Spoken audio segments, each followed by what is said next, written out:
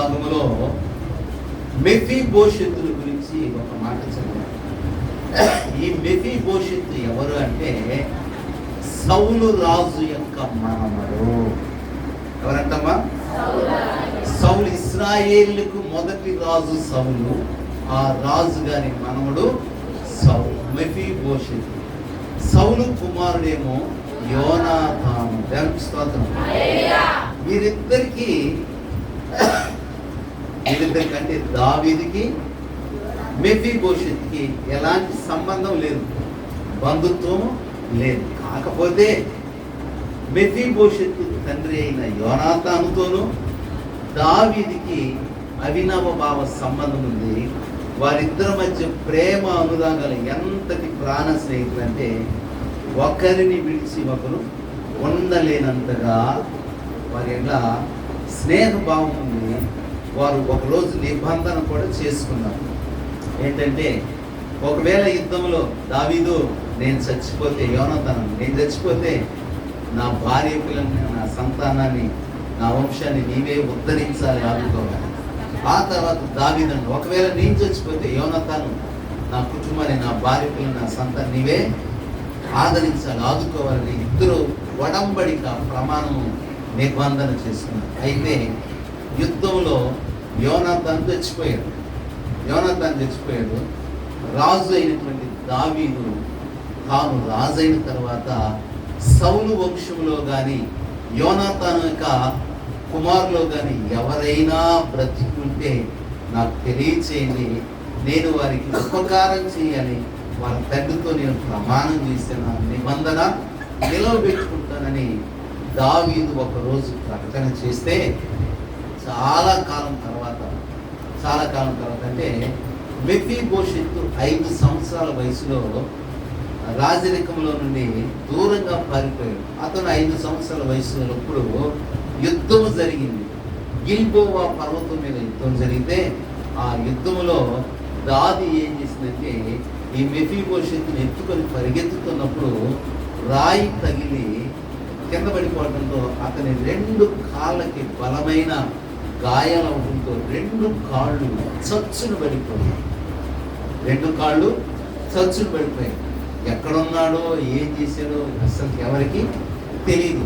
చాలా కాలం అయిన తర్వాత దావీదు మనసులో ఒక కలత ఆలోచన ఏంటంటే, నా స్నేహితుడైన యోనాతానుతో నేను ప్రమాణం చేశాను, కానీ అతని వంశస్థులు ఎవరున్నారో ఎవరు లేదో నాకు ఇంతవరకు ఏ సమాచారం తెలియలేదని ఒక ప్రకటన చేయగానే షీబా, చెప్పండి, షీబా ఎవరంటే సౌలుకి కుటుంబానికి పనివాడు, దాసుడు. ఆ షీబా దగ్గర ఈ మెఫీబోషెతు కొంతకాలము జీవితాన్ని గడిపాడు. షీబా అనే వ్యక్తి దగ్గర జీవిస్తూ ఉన్నాడు. ఈ సమాచారాన్ని ఏం చేశారంటే దావీదు చెప్పాడు, అయ్యా మీ ప్రకటన విన్నాను, సౌలు వంశస్థుల్లో యోనాతాను కుమారులలో ఒకడు బ్రతికే ఉన్నాడు, వాడు చచ్చిపోలేదు, ఒకడు ఉన్నాడు, వారసులు ఉన్నాడు, వాడిని మీకు పరిచయం చేస్తానని తీసుకొచ్చి దావీదుకు అప్పగించాడు. దేవునికి స్తోత్రం. హల్లెలూయా. అప్పగించినప్పుడు దావీదు ఏం చేశాడంటే తన సొంత కుమారులలో ఒకనిగా మెఫీబోషెతును ఎన్నుకున్నాడు. దేవునికి స్తోత్రం. దావీదు రాజు కుమారులే రాజ్యానికి వారసులు అవుతారు. ఎందుకంటే రాజు సంతానమే వారసత్వానికి హక్కుదారులు, కానీ ఈ యోనాతాను ఈ మెఫీబోషెతు హక్కుదారులు కాదు. అయితే దావీదు ఏం చేశాడో తెలుసా? కుమారునికి ఉన్నటువంటి హోదాను కల్పించాడు. దేవునికి స్తోత్రం. మరొకసారి ఆ వచనాన్ని మనం చదువుతాం. నా ఏలినవాడకు రాజు తన దాసునికి ఇచ్చిన ఆజ్ఞ అంతటి చొప్పున నీ దాసునైన నేను చేసినని షీబా రాజుతో చెప్పగా మెఫీబోషెతు రాజకుమారుడు ఒకడైనట్టుగా రాజు బల యొక్కనే భోజనము చేయించుకున్నాడు. దేవునికి స్తోత్రం. కనుమరుగైపోయిన మెఫీబోషెతు ఉన్నాడో లేదో అని తెలియనటువంటి అయోమయ పరిస్థితిలో ఉన్నటువంటి మెఫీబోషెతు గురించి దావీదుకు వర్తమానం రాగానే తన దగ్గరికి పిలిపించుకొని ఏ హోదానిచ్చాడమ్మా?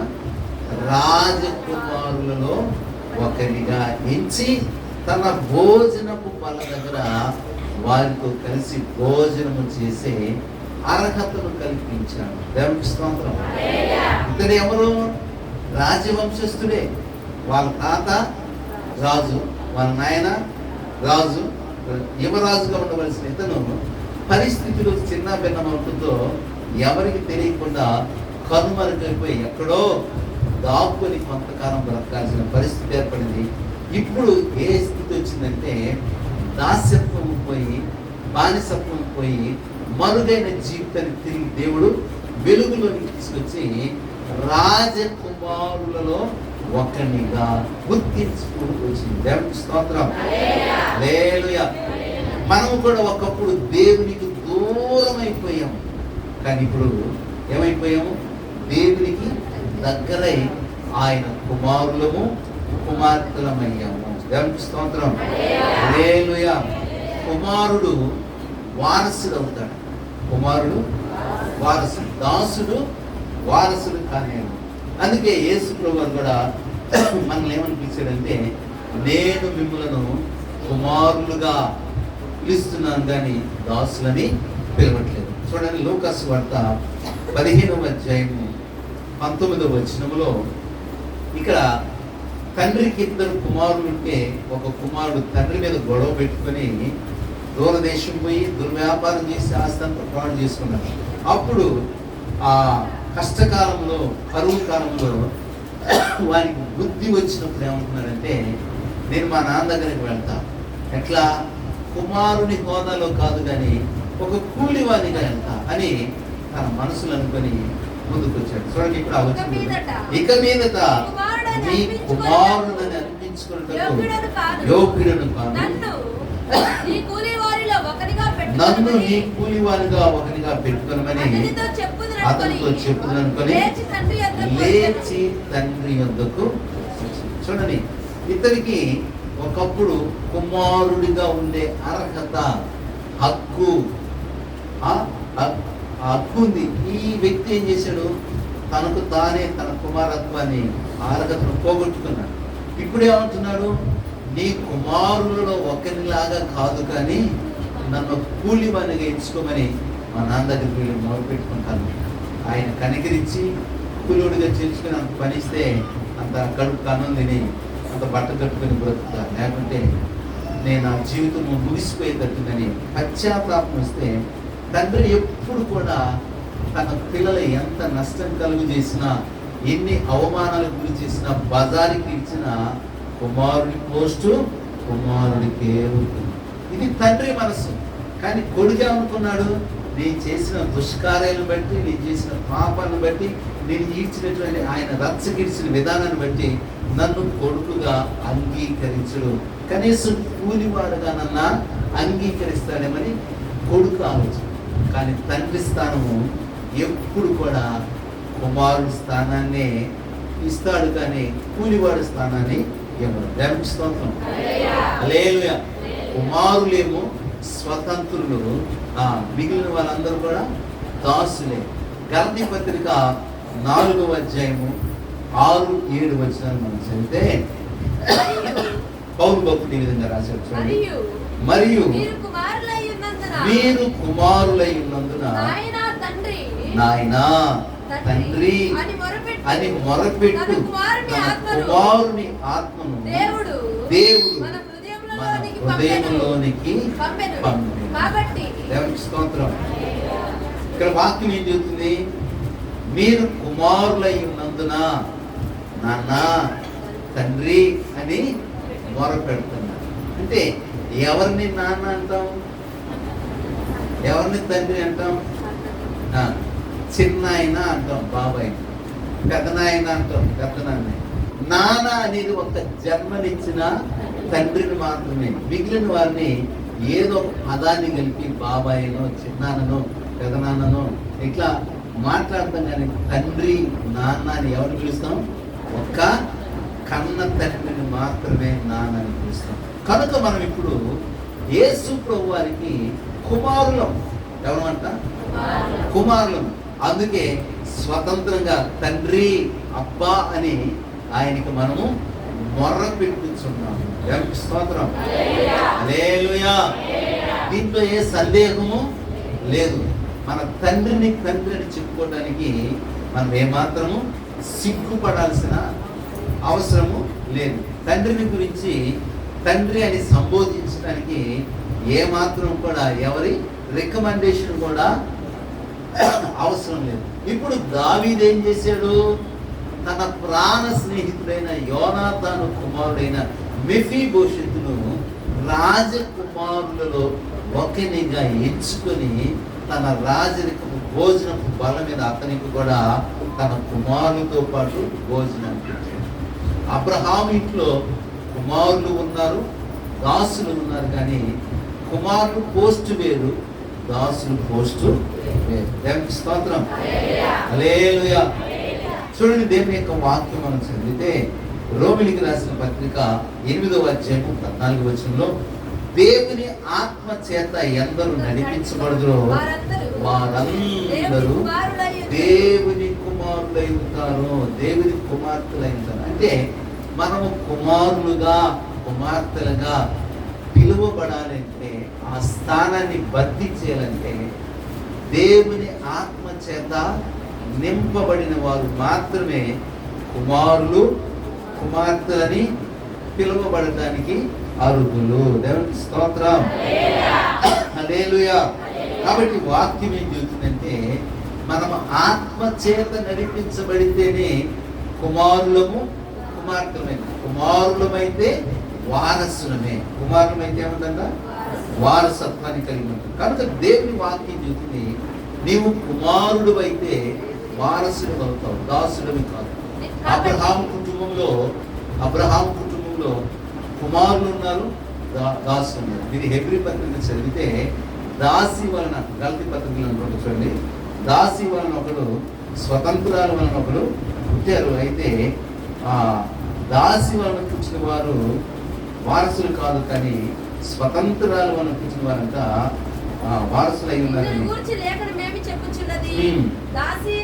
దాసిని దాని కుమారుని వెళ్ళగొట్టుము, దాసి కుమారుడు స్వతంత్రాలి కుమారునితో పాటు వారసుడై ఉండడు. కాగా సహోదరులారా, మనము స్వతంత్రాలి కుమారులమే కానీ దాసి కుమారులము స్తోత్రం. మనము స్వతంత్రాలి కుమారులము, దాసి కుమారులము కాదు. అంటే దాసి పిల్లలు ఎవరు? హాగరు సంతానం. మరి స్వతంత్రాలు ఎవరు? శారము సంతానము, హక్కుదారులు. దేవునికి స్తోత్రం. హల్లెలూయా. కనుక అబ్రహాముకి దాసి వలన పుట్టిన కుమారులు ఉన్నారు, స్వతంత్రాల వలన అంటే కట్టుకున్న భార్య ద్వారా పుట్టిన కుమారులు ఉన్నారు. వారసత్వం ఎవరికంటే కట్టుకున్న భార్యకి పుట్టినటువంటి ఆ కుమారులు మాత్రమే వారసులుగా ఇచ్చారు. కానీ దాసికి పుట్టిన పిల్లల్ని ఏమన్నారంటే స్వతంత్రాలు కుమారులు కాదు కనుక వారికి హక్కు ఇవ్వలేదు, వారికి అర్హత ఇవ్వలేదు. ఇక అబ్రహాము తాను పంచిన ఆస్తులు అంతా కూడా ఎవరికి ఇచ్చాడంటే స్వతంత్రాలైన శారమ్మకు పుట్టిన కొడుకులకే ఆస్తి అంత ఇచ్చాడు. కానీ దాసి పిల్లలకి ఏమి ఇచ్చాడు? ఏమన్నా ఇచ్చాడు. ఒకటి నేల గుడికి ఇచ్చాడు. ఏమిచ్చాడు? ఆగని ఇంట్లో బయటకు పంపించేటప్పుడు ఏం చేశాడు? ఒక నేల గుడ్డిచ్చి పంపించాడు. నేల తిత్తు అనేది బయట ఎంతసేపు ఉంటుందండి అది తిత్తులో నీళ్ళు, ఎండాకాలం గట్టికి తగ్గితే కుక్కేసి దెబ్బకాయ అది ఇచ్చాడు. కానీ దాసి సంతానమైన హాగరు సంతానాన్ని దేవుడు ఆశీర్వదించాడు. హల్లెలూయా. దేవుడు ఆశీర్వదించాడు. హాగరుతో చెప్పాడు, నీ సంతానాన్ని, నీ కొడుకుని గొప్ప జన్మగా చేస్తాను. హల్లెలూయా. హల్లెలూయా. అంటే దాసి సంతానంగా పిలువబడినటువంటి హాగరు సంతానాన్ని దేవుడు దీవించాడు. అబ్రహాము సంతానానికైతే భార్య పుట్టిన సంతానాన్ని తన ఆస్తిలో భాగం ఇచ్చి హక్కుదారునిగా చేశాడు.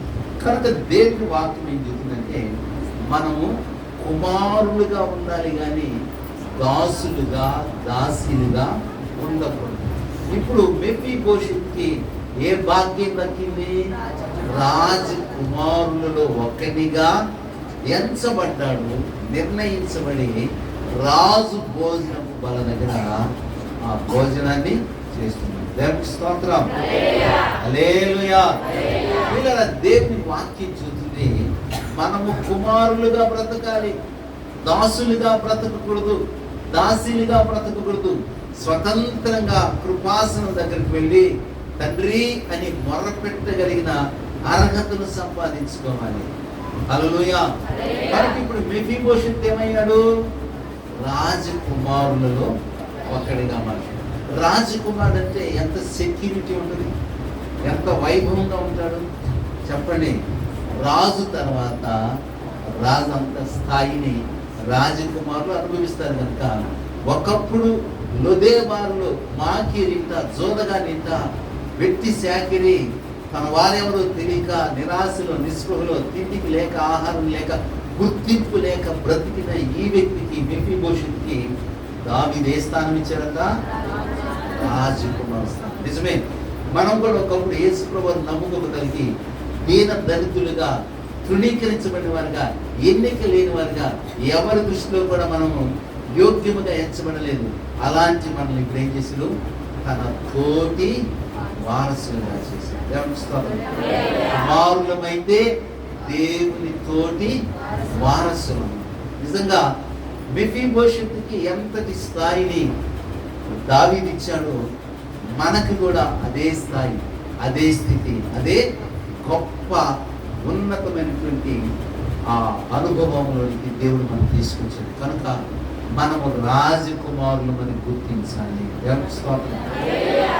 రెండవది, ఈ మెఫీబోషెతు జీవితంలో ఉన్నటువంటి ఆశీర్వాదం ఏంటంటే ఇదే 9వ అధ్యాయంలో 13వ వచనంలో ఇతరంట రాజు భోజనము బల దగ్గర భోజనము చేయుచుండు. రాజు భోజనపు బల. హల్లెలూయా. అంటే ఎంతటి స్థాయిలో చూడండి. రాజుగారి ఇంట్లో భోజనం చేయటం అంటే ఇష్టం వచ్చినట్టు కాదు. అక్కడ అన్ని రకాలైన మెనూలు సిద్ధంగా ఉంటాయి. దేవస్థానం ఆ భోజనపు బల దగ్గరికి వచ్చినప్పుడంతా వారు ప్రత్యేకమైన ఒక కోడ్, అంటే ఒక డ్రెస్ కోడ్ ఉంటుంది. దేవస్థానం భోజనం చేసేటప్పుడు ఒక కోడు, బయటకు వచ్చేటప్పుడు ఒక డ్రెస్ కోడ్. చెప్పండి, సింహాసనం మీద ఉన్నప్పుడు ఒక కోడ్, ఒక డ్రెస్ కోడ్ ఉంది. ఇట్లా ఇప్పుడు మెఫీబోషెతుకి రాజు భోజనపు బల దగ్గర భోజనం చేసే అర్హత దొరికింది. అంటే ఈ భోజనపు బలని మనం ఎట్లా బైబిల్ ప్రకారం అర్థం చేసుకోవాలంటే యేసు ప్రభు వారి యొక్క భోజనపు బలలో మనము పాలి భాగస్థులం అవుతున్నాము. హల్లెలూయా.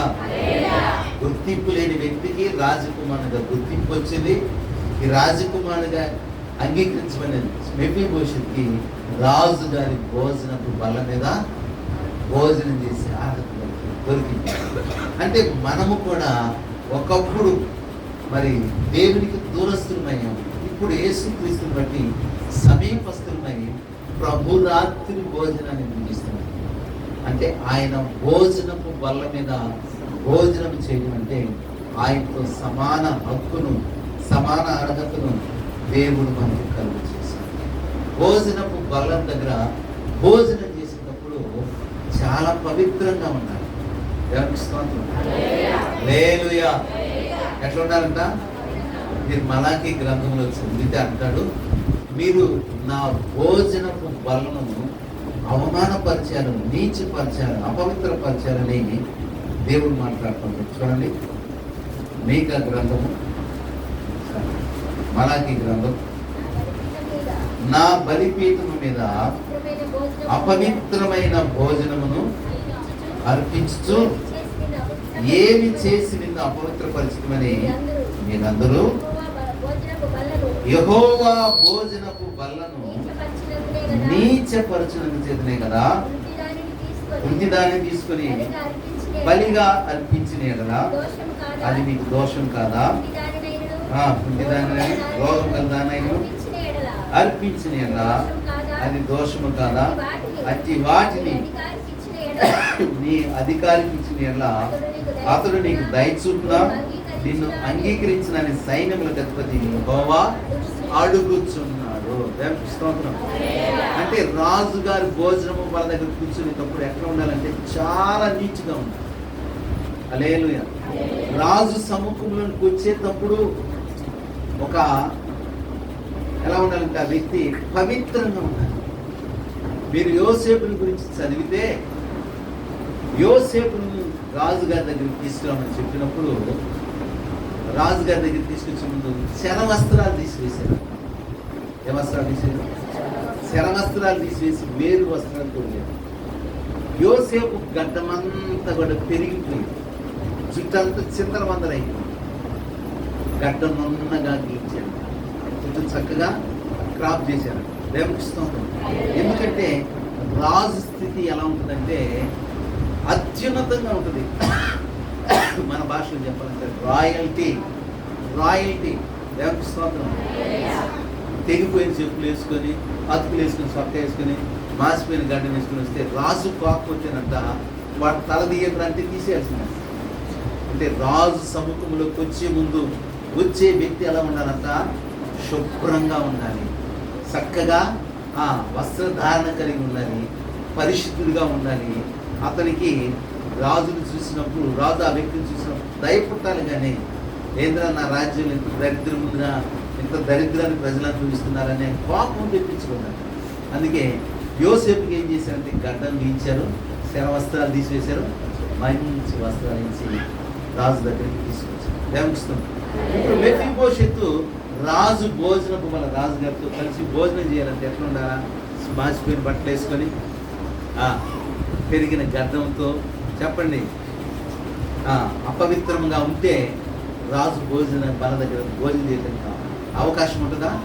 ఉండదు. రాజు నొచ్చుకుంటాడు.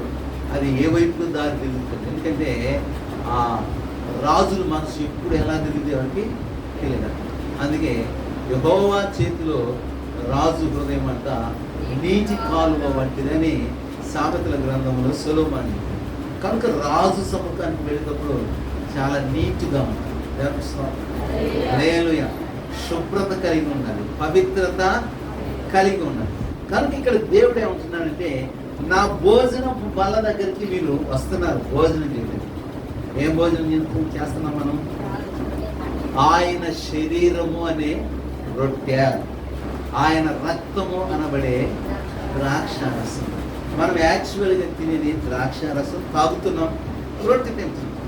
తినే దాంట్లో ఏమి లేదు, త్రాగే దాంట్లో ఏమి లేదు. కానీ మన హృదయంలోనే ఎట్లా ప్రభు భోజనపు వలన పాల్పొందాలంటే నేను ప్రభు శరీరాన్ని తింటున్నాను, ప్రభు రక్తాన్ని తాగుతున్నానని పశ్చాత్తాపంతో విరిగి నలిగిన హృదయంతో రాజు భోజనపు బలులు చేయాలి. కానీ అపవిత్రంగా, అయోగ్యంగా, అసమాధానంగా, శుద్ధత లేకుండా, సమాధానం లేకుండా ఈ భోజనపు బలులు వేస్తే దానిని మనము అపవిత్రపరిచిన వారు అవుతాము.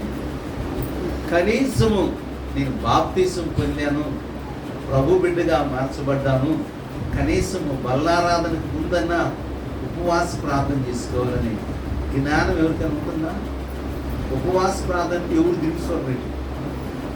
దినుసోడరెట్టు, కానీ బల్లారాధన మాత్రం వద్దాను. నేనన్నా పేరట్లా అలాంటప్పుడు ఎందుకు అభిమానులు కూడా ఎందుకు అంటే నీకు రాజ్య భోజనం వాళ్ళ దగ్గర భోజనం చేసే ఆ గ్రహింపు వివేకం లేదు, ప్రార్థన లేదు, పరిశుద్ధత లేదు, సమాధానం లేదు. ఇలా లేకుండా అడావుడిగా తినడం వెళ్ళిపోవడం ఇది కాదు.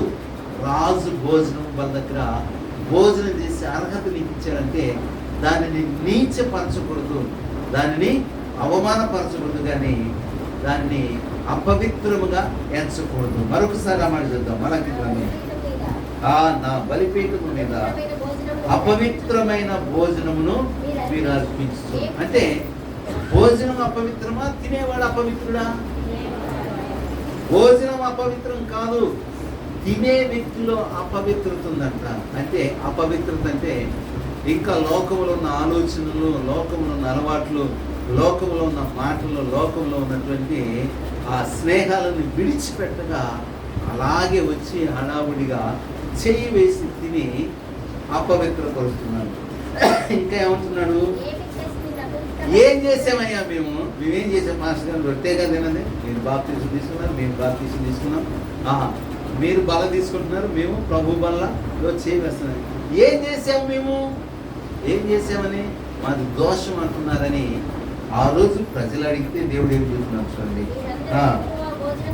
మీరందరూ యెహోవా భోజనపు బలను నీచపరచునందు చేతనే కదా గుడ్డి దానిని తీసుకొని బలిగా అర్పించిన ఎడల అది దోషము కాదా? రోగము గల దానినైనా అర్పించిన ఎడల అది దోషము కాదా?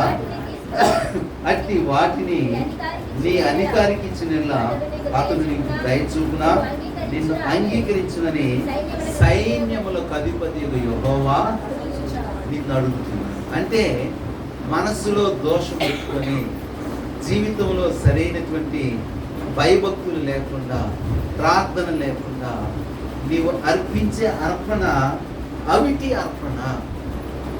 గుడ్డిదాన్ని అంటే మనల్ని ఎవరు గుడ్డులు ఎవరు లేదు కదా. ఉంటే 1% 2% ఉంటే వాళ్ళకి గవర్నమెంట్ ఏం చేస్తుంది, పెన్షన్ ఇస్తుంది, ఇట్లా ఇస్తుంది. మనలను దేవుడు ఏమంటున్నారంటే అపవిత్రపరుస్తున్నారు నా భోజనపు బలని. మీరు అర్పించే అర్పణలో వంచన ఉంది, లోపం ఉంది. దేవునికి బలర్పించే వ్యక్తి అంట లోపము లేని వాడైనా. నీ మాటలో లోపం ఉండకూడదు, నీ భక్తిలో లోపం ఉండకూడదు, నీ యొక్క నడతలో లోపం ఉండకూడదు. లోపము లేని భక్తి చేయాలి. అప్పుడే నీవు యోగ్యురాలు.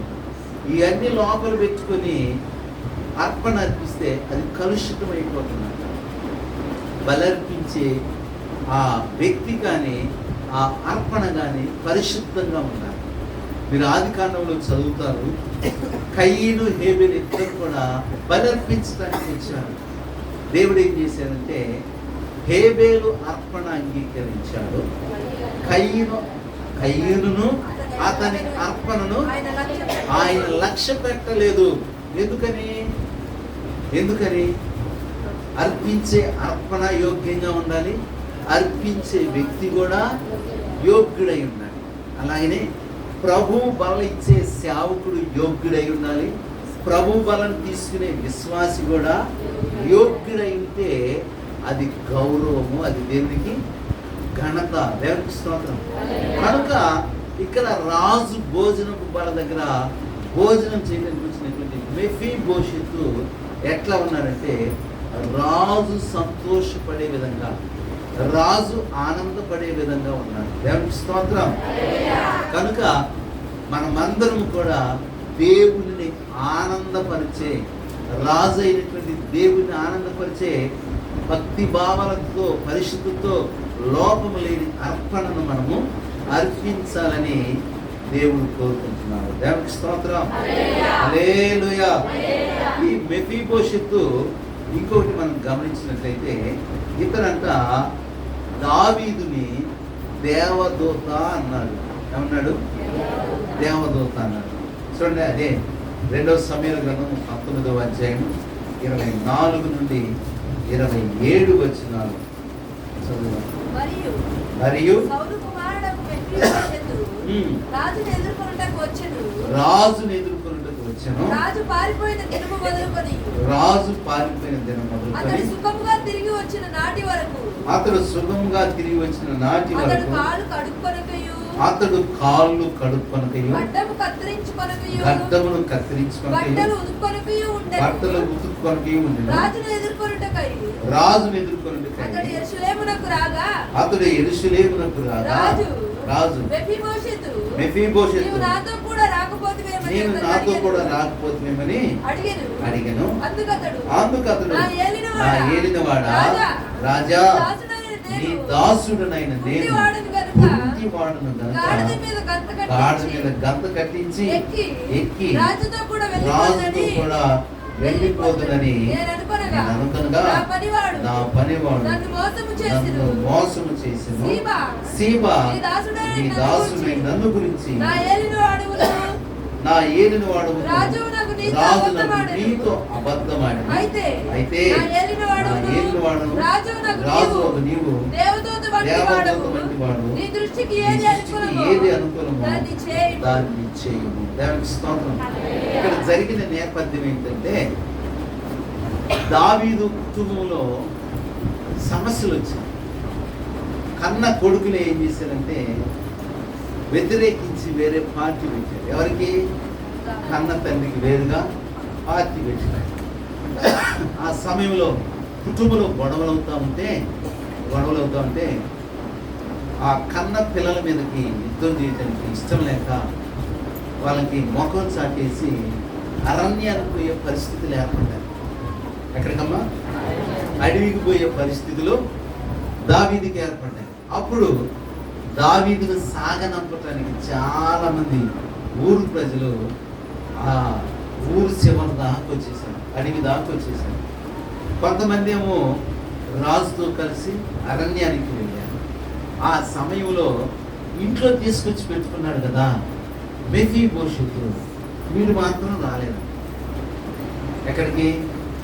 రాజు అడుగులకు పోతా ఉంటే అందరూ వచ్చి, రాజా ఎంత స్థితినైనా దీనస్థితి వచ్చింది మీకు, నీ కొడుకులే నీకు శత్రువులు అయిపోయారు, నీ కొడుకులే నీ మీద ఎగస్ట్ పార్టీ పెట్టి నీ మీద యుద్ధాన్ని ప్రకటించారు, వాళ్ళు రాజుగా ఉండాలని ధర్నాలు చేస్తారు, ఎంత దుస్థితి వచ్చినది సానుభూతులు పలుకుతూ రాజు గారిని అరణ్యము దాకా సాగనమ్మటానికి కొంతమంది వచ్చారు. కొంతమంది ఏమో రాజు గారితో పాటు అడవిలోకి వెళ్ళిపోయారు. అప్పుడు రాజు గారు అందరూ చూసి సేవకులుగా మేము కూడా వాళ్ళు వచ్చారా వీళ్ళు వచ్చారా ఎవరు రాలేదు అంతా చూసుకుంటాము. ఈయన కూడా ఏం చేశారు, తన ప్రజలు ఎవరు వచ్చారో ఎవరు రాలేదని చూసుకుంటే ఈ మెఫీబోషెతు రాలేదా? మెఫీబోషెతు రాలేదు. అప్పుడు షీబాని అడిగాడు, షీబా మీ యజమాని లేరా? ఈ షీబా ఎవరు దాసుడు? సౌలు కుటుంబానికి దాసుడు కదా. ఇప్పుడు మెఫీబోషెతు దాసుడుగా ఉన్నాడు కనుక మీ యజమాని రాలేదేంట్రా, మెఫీబోషెతు రాలేదంటే వీరు దొంగోడు ఏం చేశారంటే రాజు గారికి మెఫీబోషెతు కూడా అబద్ధాలు చెప్పాడు. ఏమని? ఏ నీ కొడుకులైతే నీకు వ్యతిరేకంగా పార్టీ పెట్టాడో వాళ్ళతో కలిసి యెరూషలేములో తనకి రాజ్యాన్ని అప్పగిస్తానని వాళ్ళు పంచన చేరారయ్యా, అందుకే నేను ఒక్కనే నీకు అడవిలో తింటానికి ఏం దొరకదని చెప్పేసి నాకు చేతనని అన్ని నువ్వు తింటానికి తీసుకొచ్చాను రాజని రాజు గారికి ఉబ్బికిపోయే మాట. ఏమాట చెప్పాడు? రాజును ఉబ్బించే కవించమాట. అలాగనా వాడేడో దాసత్వంలో ఉంటే, ఆ జోదగాడి ఇంట్లో పడి ఉంటే, గుర్తింపు లేని వారిని ఉంటే వారిని తీసుకొచ్చి రాజకుమారునిగా చేశానే కృతజ్ఞత లేదా వాడికి? నా భోజనం పనుల దగ్గర నాతో సమానంగా నా పిల్లలతో కలిసి భోజనం పెట్టేనే వాడికి ఆ కృతజ్ఞత లేదా? రాలేదా? అయితే వాడికి ఇవ్వాలనుకున్నా, మెఫీబోషెతుకి ఇవ్వాలనుకున్న రాజ్యాన్ని సంపదలన్నీ నీకేస్తున్నా పో అని దావీదు ఆవేశంగా షీబాతో చెప్పాడు. పాపం మెఫీబోషెతు కుంటివాడు కదా, గాడిద ఎక్కించడానికి కూడా సహాయపడటానికి ఎవరు రాలేదు. ఇట్లా వెళ్తున్నాడు రాజుగారు అరణ్యానికి, నేను కూడా వస్తా పదంటే వీడేమన్నాడు, షీబా నేను యెరూషలేముకు పోతున్నాను, రాజుగారిని సాగనంపడానికి పోవట్లేదని చెప్పాడు. అప్పుడు మెఫీబోషెతు రాజుకు చెప్తున్నాడు, నేను ఎందుకు రాలేదంటే కనీసం నేను కూర్చోని కదా, గాడిద మీద కూర్చోబెట్టేవాడు దిక్కులేదయ్యాను అనుకున్నాను. నా పనుడు మీ దగ్గరకు వచ్చేసి మాయమాట చెప్పేసి మీ మెప్పులు పొంది నాకు ఇస్తానన్న రాజ్యాన్ని, నాకు ఇస్తానన్న సంపదలన్నీ వాడు మీ యొక్క మెప్పులు పొందుకున్నాడయ్యా. వాస్తవంగా నేను మిమ్మల్ని సాగనంపడానికి రావాలనుకున్నాను, కానీ నాకు సహకరించేవాళ్ళు. తిరిగి రాజుగా యెరూషలేములోనికి దావీదు వస్తున్నప్పుడు మెఫీబోషెతు ఎదురుపడి చూస్తున్నాడు. నా మీద చెడ్డ మాటలు చెప్పాడు, అబద్ధం చెప్పాడు, మోసం మాట చెప్పాడు. ఎక్కడో గుర్తింపు లేని నన్ను రాజకుమారుడిగా చేశాడే, నేను ఎట్లా మర్చిపోతానయ్యా? నేను ఎక్కడో నాకు ఆహారం లేక ఆకులు ఆహారం తింటున్న నన్ను రాజభోజనం వరకు కూర్చోబెట్టిన మంచి భోజనం పెట్టాను, నేను ఎలా మర్చిపోతాను? నేను వద్దామనుకున్నాను, రాలేదయ్యా. కానీ నా పనివాడు షీబా నన్ను మోసం చేశాడు. దయతో నన్ను అర్థం చేసుకున్నట్టే చెప్పావులే వాడు మొత్తం చెప్పింది నాకు, వాడు మొత్తం చెప్పి వాడికి రాసిచ్చాను అని దావీదు ఆవేశం. అయ్యా, మీరు నమ్మినా నమ్మకపోయినా మీరిచ్చే రాజ్యం మీద కానీ మీరిచ్చే సంపద మీద కానీ నాకు ఏమాత్రం ఆశ లేదు. కానీ రాజు అయిన మీరు అరణ్యంలో కొంతకాలం గడిపి సురక్షితంగా క్షేమంగా యెరూషలేముకు వచ్చారు. అదే నాకు సంతోషం. మీరు నమ్మండి నమ్మకపోండి, మీరు అరణ్యంలోకి వెళ్ళిన నాటి నుండి ఈ రోజు వరకు కూడా నేను నా కాళ్ళు కడుక్కోను, నేను నా గడ్డము తీసుకోను, నా వస్త్రాన్ని మార్చుకోను. భలే చెబుతున్నానే నీ గురించి వాడు చెప్పిండని ఎకసికంగా మాట్లాడాడు దావీదు కూడా ఏమన్నాడు? వ్యంగ్యంగా మాట్లాడాడు.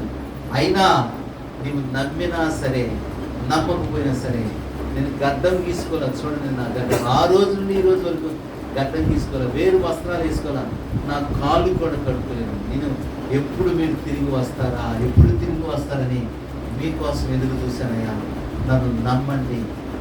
సరేలే, వాడు కాస్త నువ్వు కాస్త ఆస్తి తీసుకుంటే నాకు ఆస్తి వద్దు, మీరు క్షేమంగా తిరిగి వచ్చారు, నాకంతే చాలు. నన్ను 30 వచ్చిన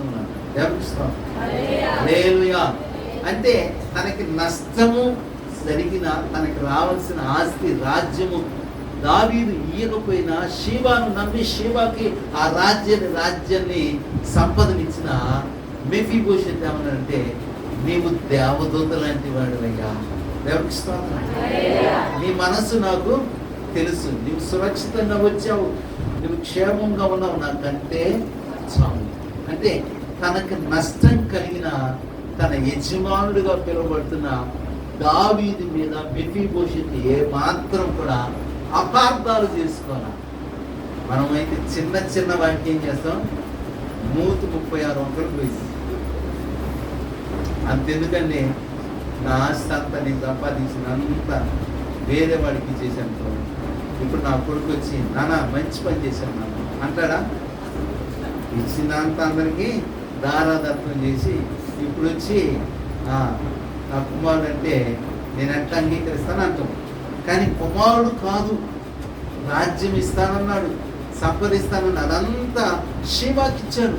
అయినా నాకు రాజ్యంతో పని లేదయ్యా, నాకు సంపదతో పని లేదు, నీవు క్షేమముగా తిరిగి వచ్చావు, నాకంతే చాలు. దేవునికి స్తోత్రం, హల్లెలూయా.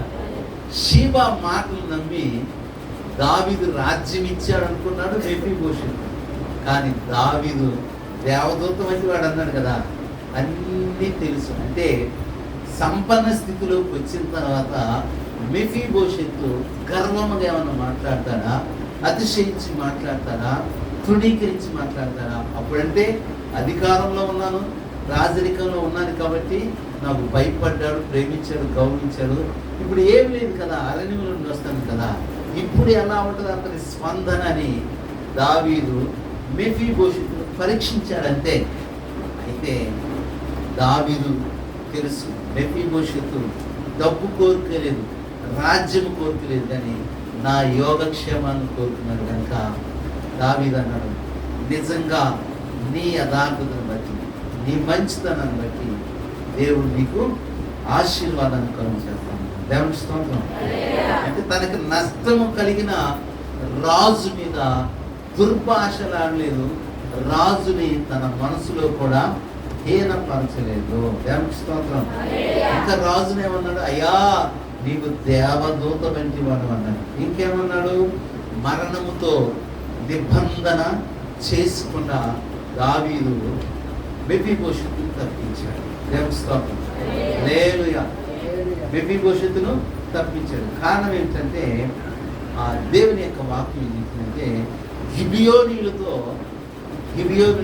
యుద్ధం చేయకూడదని యెహోషువ టైంలో ప్రమాణం చేశాడు. అయితే సౌలు కుమారులు ఏం చేశారంటే, సౌలు కుమారులు గిబియోనీలతో యుద్ధం చేశారు కాబట్టి ఆ రోజు వాళ్ళు చాలా నష్టపోయారు. ఇప్పుడు గిబియోనీలు వచ్చి దావీదుతో అంటున్నారు, దావీదో నీతో మేము యుద్ధం చేయడానికి రాలా, సౌలు వంశంలో ఎవడైనా ఉంటే వాళ్ళతో మేము యుద్ధం చేయడానికి వచ్చాం కాబట్టి వాళ్ళని ఎవరైనా ఉంటే పంపించు అన్నారు. ఇప్పుడు మెఫీబోషెతు ఎవరు వారసుడు? సౌలు వారసుడు. అయితే సౌలు వారసుడు అయితే ఆ రోజు వాళ్ళ నాన్న ప్రమాణం చేశాడు యోనాతానుతో, నీ సంతానమును ఎవరిని నేను మరణానికి అప్పగించును, వారి యోగక్షేమం నేను చూస్తానని ప్రమాణం చేశాడు కదా. ఆ మాటను బట్టి ఈరోజు గిబియోనీలు వచ్చి అడుగుతూ ఉంటే దావీదు మెఫీబోషెతును మరణానికి అప్పగించకుండా వాళ్ళ నాన్నతో చేసిన నిబంధనను బట్టి ఏం చేశాడంటే, సౌలు కుమారులలో ఒకడున్నాడు. సౌలు ఉపపత్నిలో ఒక కుమారుడి పేరు మెఫీబోషెతు. వానిని మిగిలిన 10 మంది సంతానాన్ని అప్పగించాడు, కానీ శత్రువుకి ఈ మెఫీబోషెతును మాత్రము అప్పగించాడు. అంటే బైబిల్లో 2 మెఫీబోషెతులు ఉన్నారు. ఒకడేమో సౌలు యొక్క ఉపపత్ని కుమారుడు మెఫీబోషెతు, రెండవ వాడు సౌలు యొక్క మనవడు. సౌలు యొక్క మనవడైన మెఫీబోషెతును మరణానికి అప్పగించలేదు, కానీ సౌలు ఉపపత్ని కుమారుడైనటువంటి మెఫీబోషెతును మాత్రము గిబియోనీలకు అప్పగించాడు.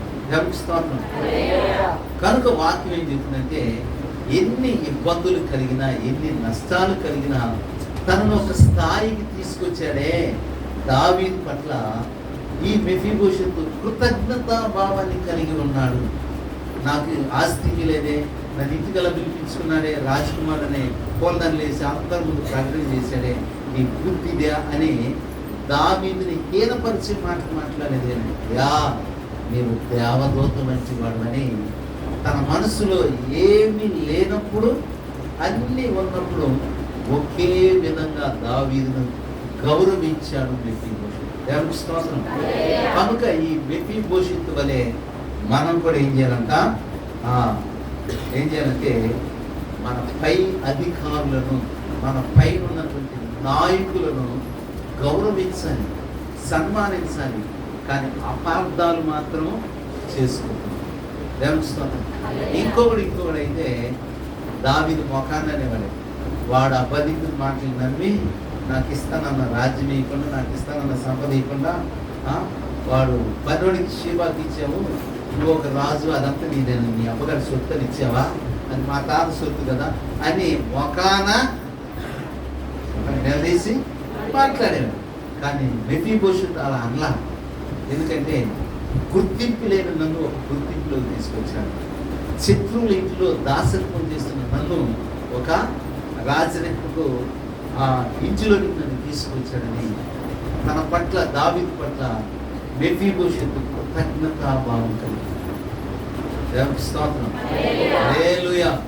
కనుక మెఫీబోషెతు జీవితం నుండి మనం ఏం నేర్చుకోవాలంటే, అతడు రాజకుమారుడు కాకపోయినా దావీదు కుమారులలో రాజకుమారుడు ఉపయోగించబడ్డాడు.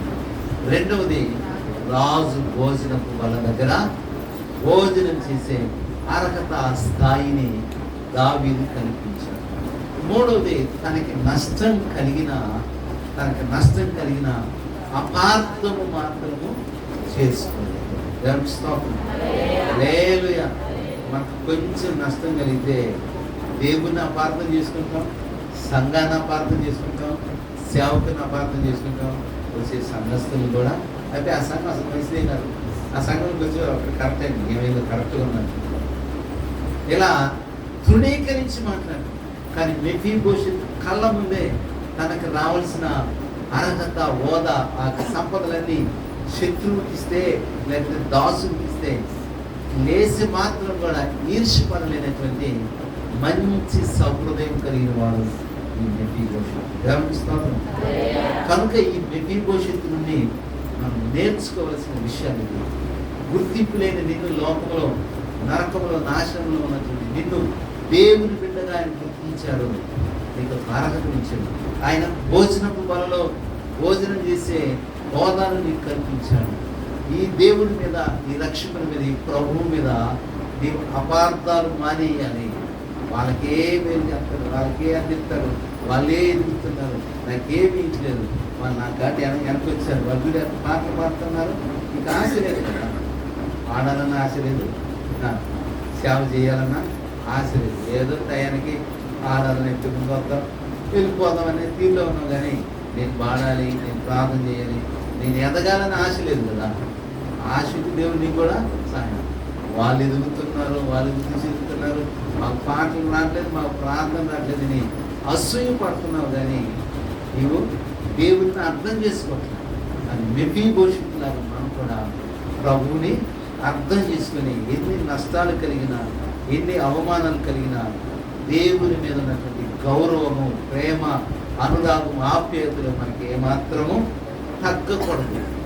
అందుకే కీర్తన గ్రంథము 15 కీర్తన దావీదు అంటాడు, అతడు అంటే యథార్థవంతుడంట, నష్టము కలిగినను మాట, అతడు ప్రమాణము చేయగా నష్టము కలిగిన మాట తప్పడు. హల్లెలూయా. నిజంగా మనం ఎలా ఉండాలంట? సంపన్న స్థితిలో దేవుని ఒకేలాగా ప్రేమించాలి, దీన స్థితిలో, అనగారిపోయిన స్థితిలో కూడా అదే ప్రేమను, అదే దేవ సేవా దృక్పథాన్ని, ఆరాధన అనుభవాన్ని కలిగి ఉన్నాడు. అది యోబు కలిగి ఉన్నాడు, అది మెఫీబోషెతు కలిగి ఉన్నాడు. మరి నీ సంగతి, నా సంగతి ఏంటి? మనం ఆలోచన చేయాలి. అన్నీ ఇచ్చినప్పుడేమో ఘనమైనవి నీ కార్యములు నా ఎడల అని పాడతాం. ఏమి లేకపోతేనేమో ఏం దేవుడే లేదు, మా ఇద్దరు దేవుడు పోతున్నా కానీ ఏం చేయాల అని పలకటం. అది కృతజ్ఞత హృదయము చేస్తాడు, అందరికీ మేలు చేస్తాడు. ఆ సమయము వచ్చినప్పుడు స్తోత్రం, హల్లెలూయా. కానీ మనం దేవుడి మీద ప్రేమ తగ్గకుండా అలాగనే కంటిన్యూ అయిపోతే అప్పుడు నీ ప్రయత్నాలను ఆయన ఏం చేస్తాడట? ఆశీర్వదిస్తాడు. దేవుడికి స్తోత్రం. ఇప్పుడు యోనాతాను కుమారుడైన మెఫీబోషెతు శత్రువులు చనిపోవాలి, కానీ వాళ్ళ నాన్నకి ఇచ్చిన ప్రమాణాన్ని బట్టి, వాగ్దానాన్ని బట్టి, నిబంధన బట్టి యోనాతానుకి ఇచ్చిన మాటలు బట్టి మెఫీబోషెతును దావీదు కాపాడాడు. దేవునికి స్తోత్రం, హల్లెలూయా. నువ్వు ఆయన రక్తంలో కడగబడ్డావు కాబట్టి, ఆయన బిడ్డగా అంగీకరించబడ్డావు కాబట్టి నిన్ను మరణానికి అప్పగించకుండా ఈ సంవత్సరాంతపు చివరి రోజుల వరకు